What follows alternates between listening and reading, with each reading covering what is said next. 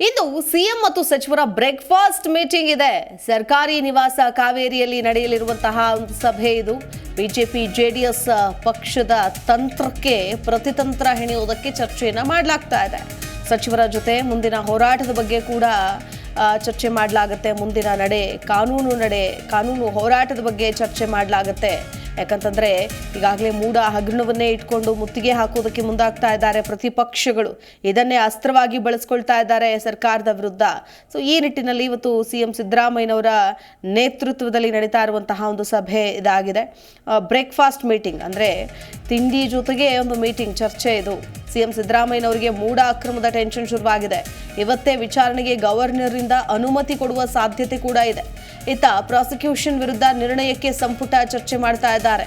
ಸಚಿವರ ಜೊತೆಗೆ ಚರ್ಚೆ ನಡೆಸಿ ಮಹತ್ವದ ನಿರ್ಧಾರ ತೆಗೆದುಕೊಳ್ಳುವಂತಹ ಸಾಧ್ಯತೆ ಇದೆ. ಸಚಿವರ ಜೊತೆ ಬಿಜೆಪಿ ವಿರುದ್ಧ ಮುಂದಿನ ಹೋರಾಟ ನಡೆಸುವ ಕುರಿತು ಸಮಾಲೋಚನೆಯನ್ನ ಮಾಡ್ತಾರೆ. ಪ್ರತಿಪಕ್ಷಗಳಾದಂತಹ ಬಿಜೆಪಿ ಜೆಡಿಎಸ್ ಈ ವ್ಯೂಹವನ್ನ ಭೇದಿಸುವಂತಹ ಬಗ್ಗೆ ಚರ್ಚೆ ನಡೆಸಲಿದ್ದಾರೆ ಸಿಎಂ ಸಿದ್ದರಾಮಯ್ಯ. ಈಗಾಗಲೇ ನೋಡ್ತಾ ಇದ್ದೀವಿ, ಪ್ರತಿಪಕ್ಷಗಳು ಪಾದಯಾತ್ರೆಯನ್ನು ಹಮ್ಮಿಕೊಂಡಿದೆ. ಮೈಸೂರು ಚಲೋ ಅಂತೇಳಿ, ಅಂದ್ರೆ ಇದು ಒಂದು ರೀತಿಯಾಗಿ ದೊಡ್ಡ ಮಟ್ಟದ ಉರುಳಾಗುವ ಎಲ್ಲ ಸಾಧ್ಯತೆಗಳು ಕೂಡ ಇದೆ. ಇದೇ ನಿಟ್ಟಿನಲ್ಲಿ ಇವತ್ತು ಸಿಎಂ ಸಿದ್ದರಾಮಯ್ಯನವರ ನೇತೃತ್ವದಲ್ಲಿ ಸಚಿವರುಗಳ ಜೊತೆಗೆ ಕ್ಯಾಬಿನೆಟ್ ಮಿನಿಸ್ಟರ್ಗಳ ಜೊತೆಗೆ ಈ ಬ್ರೇಕ್ಫಾಸ್ಟ್ ಮೀಟಿಂಗ್ ಅನ್ನ ಹಮ್ಮಿಕೊಳ್ಳಲಾಗಿದೆ. ಬ್ರೇಕ್ಫಾಸ್ಟ್ ಮೀಟಿಂಗ್ ನಲ್ಲಿ ಹಲವು ನಾಯಕರು ಸಚಿವರುಗಳು ಕೂಡ ಭಾಗಿಯಾಗ್ತಾ ಇದ್ದಾರೆ. ಒಂದು ರೀತಿಯಾಗಿ ಸಿಎಂ ಗದ್ದುಗೆಗೇನೆ ಈಗ ಕಂಟಕ ಎದುರಾಗಿದೆಯಾ ಅನ್ನುವಂತಹ ಒಂದು ಆರೋಪ ಕೇಳಿಬಂದಿದೆ. ಯಾಕಂತಂದ್ರೆ ಈಗಾಗಲೇ ಸಿಎಂ ಸಿದ್ದರಾಮಯ್ಯನವರ ನಿವಾಸದಲ್ಲೇನೆ ಬ್ರೇಕ್ಫಾಸ್ಟ್ ಮೀಟಿಂಗ್ ಅನ್ನ ಹಮ್ಮಿಕೊಳ್ಳಲಾಗಿದೆ. ಅನೇಕ ನಾಯಕರು ಕೂಡ ಇಲ್ಲಿ ಭಾಗಿಯಾಗ್ತಾರೆ. ಸದ್ಯಕ್ಕೆ ಪ್ರತಿಪಕ್ಷಗಳ ಈ ತಂತ್ರವನ್ನ ಹಣಿಯುವುದು ಹೇಗೆ, ಮುಂದಿನ ಹೋರಾಟ ಯಾವ ರೀತಿಯಾಗಿರಬೇಕು, ಗವರ್ನರ್ ಕೂಡ ಇವರ ಮೇಲೆ ಇವತ್ತು ತನಿಖೆಯನ್ನ ನಡೆಸಿ ಅನ್ನುವಂತಹ ಒಂದು ಹೇಳಿಕೆಯನ್ನು ಕೊಡುವಂತಹ ಸಾಧ್ಯತೆ ಇದೆ. ಸೊ ಹಾಗಾಗಿ ಸಚಿವರ ಜೊತೆಗೆ ಸಿಎಂ ಸಿದ್ದರಾಮಯ್ಯನವರು ಈ ಬ್ರೇಕ್ಫಾಸ್ಟ್ ಮೀಟಿಂಗ್ ಅನ್ನ ಆಯೋಜಿಸಿದ್ದಾರೆ.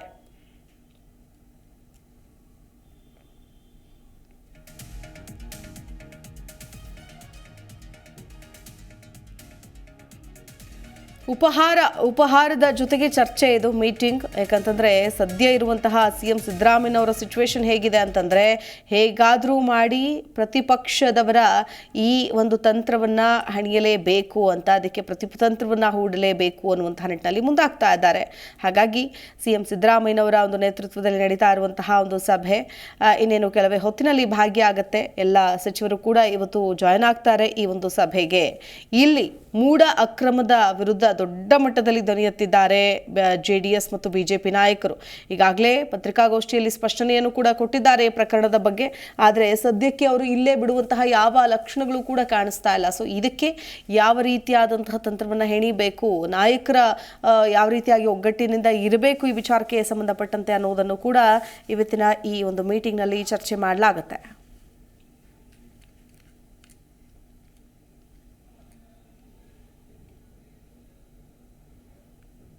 ಸಚಿವರ ಮೌಲ್ಯಮಾಪನಕ್ಕೆ ಎಐಸಿಸಿ ನಾಯಕರ ಎಂಟ್ರಿ.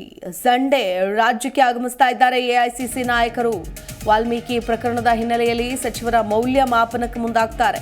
ಕೆಸಿ ವೇಣುಗೋಪಾಲ್ ಹಾಗೂ ಸುರ್ಜೇವಾಲಾ ಎಂಟ್ರಿ ಕೊಡಲಿದ್ದಾರೆ. ಸಚಿವರ ಸಾಮರ್ಥ್ಯವನ್ನು ಓರೆಗಚ್ಚೋದಕ್ಕೆ ರಾಜ್ಯಕ್ಕೆ ಆಗಮಿಸ್ತಾ ಇದ್ದಾರೆ ಕೆಸಿ ವೇಣುಗೋಪಾಲ್ ಹಾಗೂ ರಣದೀಪ್ ಸಿಂಗ್ ಸುರ್ಜೇವಾಲಾ. ಶನಿವಾರ ಸಂಜೆಯೇ ಬೆಂಗಳೂರಿಗೆ ಆಗಮಿಸಲಿದ್ದಾರೆ ಕೈ ನಾಯಕರು.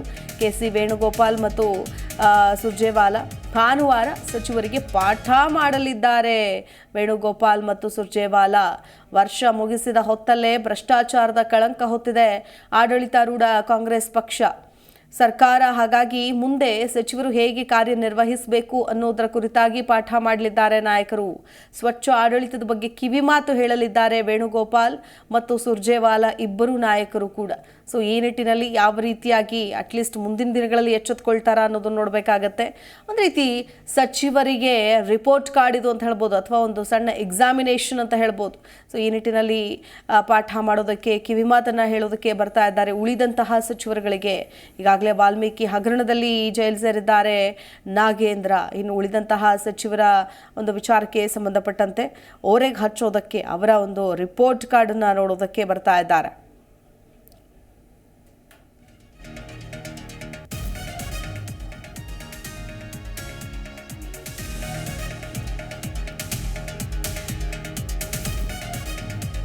ರಾಜ್ಯಪಾಲರ ಮೂಲಕ ಇದೀಗ ಸರ್ಕಾರವನ್ನು ಹಣಿಯೋದಕ್ಕೆ ಸಚಿವ ಸಂಪುಟದಲ್ಲಿ ನಿರ್ಣಯ ಪಾಸ್ ಮಾಡೋದಕ್ಕೆ ಸರ್ಕಾರ ತಯಾರಿ ಮಾಡಿಕೊಂಡಿದೆ. ರಾಜ್ಯಪಾಲರ ನಡೆಯ ವಿರುದ್ಧನೇ ನಿರ್ಣಯ ಪಾಸ್ಗೆ ಸಂಪುಟ ನಿರ್ಣಯ ಮಾಡೋ ಚಾನ್ಸಸ್ ಇದೆ. ಸಭೆಯಲ್ಲಿ ರಾಜ್ಯಪಾಲರ ವಿರುದ್ಧ ನಿರ್ಣಯವನ್ನ ಪಾಸ್ ಮಾಡಲಿದ್ದಾರೆ. ಇನ್ನೇನು ಕೆಲವೇ ಕ್ಷಣಗಳಲ್ಲಿ ಮೀಟಿಂಗ್ ಶುರುವಾಗುತ್ತೆ. ಈ ಮೀಟಿಂಗ್ನಲ್ಲಿ ರಾಜ್ಯಪಾಲರ ಮೂಲಕ ಸರ್ಕಾರವನ್ನು ಅಸ್ಥಿರಗೊಳಿಸುವಂತಹ ಆರೋಪ ಕೇಳಿಬರ್ತಾ ಇದೆ. ಹಾಗಾಗಿ ಸಚಿವ ಸಂಪುಟ ಸಭೆಯಲ್ಲಿ ಇವರ ಈ ಒಂದು ಡಿಸಿಷನ್ಗೇನೆ ನಾವು ಅಸ್ತು ಅನ್ನೋದಿಲ್ಲ ಅನ್ನುವಂತಹ ನಿಟ್ಟಿನಲ್ಲಿ ಮುಂದಾಗ್ತಾರಾ ಅನ್ನೋದನ್ನು ನಾವು ಸದ್ಯಕ್ಕೆ ಕಾದು ನೋಡಬೇಕಾಗತ್ತೆ. ಈಗಾಗಲೇ ನೋಡ್ತಾ ಇದ್ದೀವಿ, ಒಂದು ಕಡೆ ಸಚಿವ ಸಂಪುಟ ಸಭೆ ಅನ್ನೋದಕ್ಕಿಂತ ಬ್ರೇಕ್ಫಾಸ್ಟ್ ಮೀಟಿಂಗನ್ನು ಮಾಡೋದಕ್ಕೆ ಮುಂದಾಗ್ತಾ ಇದ್ದಾರೆ. ರಾಜ್ಯಪಾಲರ ಮೂಲಕ ಸರ್ಕಾರವನ್ನು ಅಸ್ಥಿರಗೊಳಿಸ್ತಾರೆ ಅನ್ನೋ ಆರೋಪ ಕೇಳಿಬಂದಿದೆ. ರಾಜ್ಯಪಾಲರ ನಡೆಯ ವಿರುದ್ಧನೇ ನಿರ್ಣಯ ಪಾಸ್ ಮಾಡೋದಕ್ಕೆ ಸಂಪುಟ ನಿರ್ಧಾರ ತೆಗೆದುಕೊಳ್ಳೋ ಚಾನ್ಸಸ್ ಇದೆ. ಇದೇ ವಿಚಾರಕ್ಕೆ ಸಂಬಂಧಪಟ್ಟಂತೆ ಮತ್ತಷ್ಟು ಡೀಟೇಲ್ಸ್ ಕೊಡ್ತಾರೆ ನಮ್ಮ ಪ್ರತಿನಿಧಿ ರಾಜಪ್ಪ ಸುತ್ತೂರು. ದೂರವಾಣಿ ಸಂಪರ್ಕದಲ್ಲಿ ಜಾಯ್ನ್ ಆಗ್ತಾ ಇದ್ದಾರೆ. Rajappa, good morning. ನೋಡ್ತಾ ಇದ್ದೀವಿ, ಬ್ರೇಕ್ಫಾಸ್ಟ್ ಮೀಟಿಂಗ್ ಹಮ್ಮಿಕೊಂಡಿದ್ದಾರೆ ಸಿಎಂ ಸಿದ್ದರಾಮಯ್ಯನವರ ನೇತೃತ್ವದಲ್ಲಿ. ಅದರಲ್ಲೂ ಮೂಡ ಹಗರಣದ ಬಗ್ಗೆ ಬಿಜೆಪಿ ಜೆಡಿಎಸ್ ಈಗಾಗಲೇ ದೊಡ್ಡ ಮಟ್ಟದ ಹೋರಾಟವನ್ನೇ ಸಾರಿದ್ದಾರೆ ಅಂತ ಹೇಳ್ಬೋದು. ಸೊ ರಾಜ್ಯಪಾಲರ ನಿರ್ಣಯ ವಿರುದ್ಧನೇ ಈಗ ಒಂದು ನಿರ್ಣಯವನ್ನು ಪಾಸ್ ಮಾಡೋದಕ್ಕೆ ಮುಂದಾಗ್ತಾರಾ, ಹೇಗೆ ಅಂತ? ಸ್ವಲ್ಪ ಇಂದು ಮುಖ್ಯಮಂತ್ರಿ ಸಿದ್ದರಾಮಯ್ಯರು ತಮ್ಮ ನಿವಾಸದಲ್ಲಿ ಏನು ಉಪಹಾರ ಕೂಟವನ್ನು ಆಯೋಜನೆ ಮಾಡುವಂತದ್ದು ಬೇರೆ ಬೇರೆ ವಿಚಾರಗಳನ್ನ ಚರ್ಚೆ ಮಾಡ್ಲಿಕ್ಕೆ ಈಗ ಏನು ತಾವು ಉಲ್ಲೇಖ ಮಾಡಿದೆ ಅದೇ ರೀತಿ ಬುಡಾ ಪ್ರಕರಣ ಸಂಬಂಧಪಟ್ಟಂಗೂ ಸಹ ಪ್ರಮುಖವಾಗಿ ಈ ಒಂದು ಸಂದರ್ಭದಲ್ಲಿ ಚರ್ಚೆ ನಡೆಸುವಂತ ಒಂದು ಸಾಧ್ಯತೆ ಇದೆ. ರಾಜ್ಯ ಸರ್ಕಾರವನ್ನು ಇಕ್ಕಟ್ಟಿಗೆ ಸಿಲುಕಿಸಲಿಕ್ಕೆ ರಾಜ್ಯಪಾಲರ ಅಥವಾ ಕಚೇರಿಯನ್ನ ಅಧಿಕಾರ ದುರ್ಬಳಕೆ ಮಾಡ್ಕೊಂತ ಕಾಂಗ್ರೆಸ್ನವರು ಆರೋಪ ಮಾಡ್ತಾ ಇದ್ರು ಸಹ ಇದು ಮೇಲ್ನೋಟಕ್ಕೆ ಸಿದ್ದರಾಮಯ್ಯನವರು ತಮ್ಮ ಒಂದು ಅಧಿಕಾರದ ವ್ಯಾಪ್ತಿನಲ್ಲಿ ಮೂಡದಲ್ಲಿ ಏನು ನಿವೇಶನ ಪಡ್ಕೊಂಡ್ರು ಅಂತ ಅನ್ನೋದು ಅದು ಅಧಿಕಾರ ದುರ್ಬಳಕೆ ಮಾಡ್ಕೊಂಡಿದ್ದಾರೆ ಅಂತ ಒಂದು ವ್ಯಾಪ್ತಿಗೆ ಬರ್ತಾ ಇದೆ.